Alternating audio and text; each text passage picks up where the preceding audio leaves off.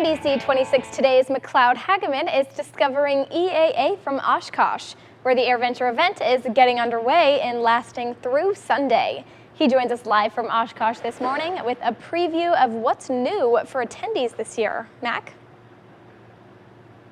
Well, good morning, Olivia. Yeah, this is my very first EAA, and I'm very excited to talk to the different pilots about all the different new aircraft that we are seeing here today. Now, if you're like me and don't even know where to start, you're in luck. The brand new Youth Welcome Center offers a little of something for families and a lot of different kids there as well. Now, kids will be able to get their picture taken in the F-100 Sabre cockpit, get a map of the best places to visit at EAA, and there's even a plane spotting activity for kids to decode their secret message at the new Youth Center.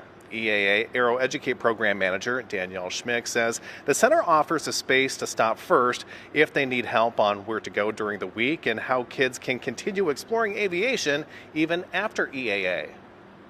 It is so exciting to be able to point them to all these different locations so that they can experience these new things and just continue their exploration in aviation that they might not have gotten otherwise because they just didn't know that it was available. And that new Youth Welcome Center is available at four corners of Celebration Way as you head out to Boeing Plaza. To learn more, you can check out our websites at NBC26.com. And this event would not be possible whatsoever without its dedicated volunteers.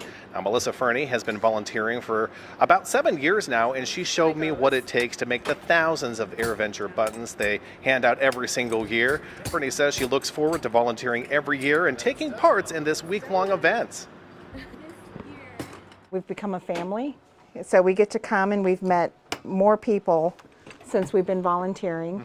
And we come early, and we've been here all month, so it's kind of like a reunion, and we see people that we even now vacation with outside of EAA.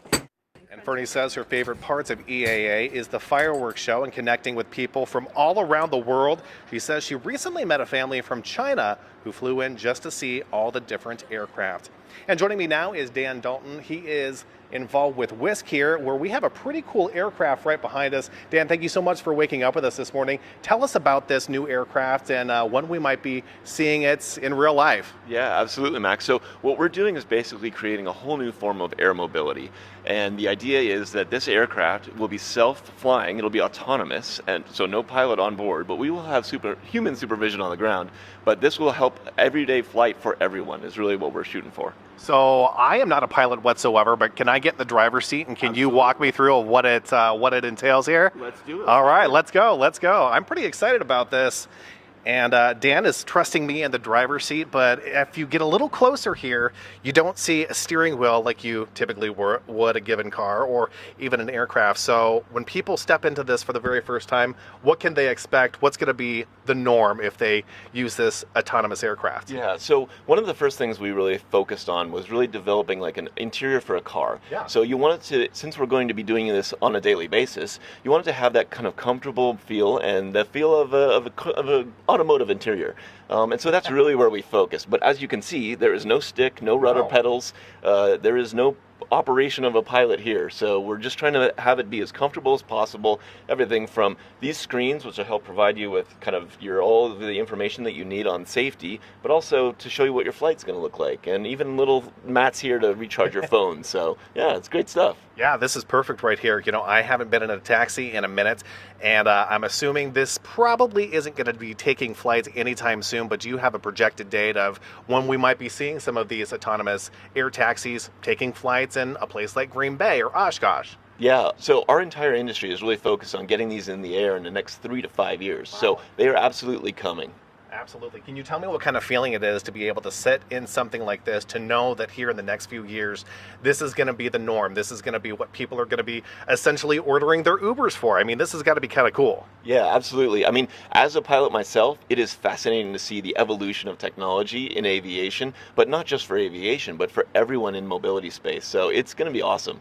When people sit in this for the very first time, what's typically their very first reaction when they get in, they look around, they see all the cool technology here, and like you said, it's very much like a car, but when they step out, what's typically a common reaction that you see from them? a lot of people get in and say, wow, this doesn't feel like an airplane. It actually feels like a car. And so I think that's one of the things that's a really kind of a differentiator for our aircraft, for Whisk, is that we really kind of focus on the passenger environment and to include accessibility. So this screen is really designed for folks who may have some sort of visual impairment. We can even fit a wheelchair in here. So really focusing on making sure this is available to everyone as much as we can. So. And talking about the availability, if people are going to be coming out here and stopping by the Whisk booth, do you have any recommendations of what they should do, where they should sit, and any questions that they should be asking? Absolutely. So ask us a lot about autonomy because we know a lot about it. There's some great, interesting boards here you can actually interact with, and there's a lot of there's a booth right behind us actually that shows you what the experience will be like. So definitely come see the booth and ask folks questions. Definitely focus on autonomy because it is the future. Dan, thank you so much for your time. We certainly appreciate you for today, but for now, we're going to send things back to you in the studio. I'm going to learn how to take flight here in just a moment, but like I said, we are going to send things back to you.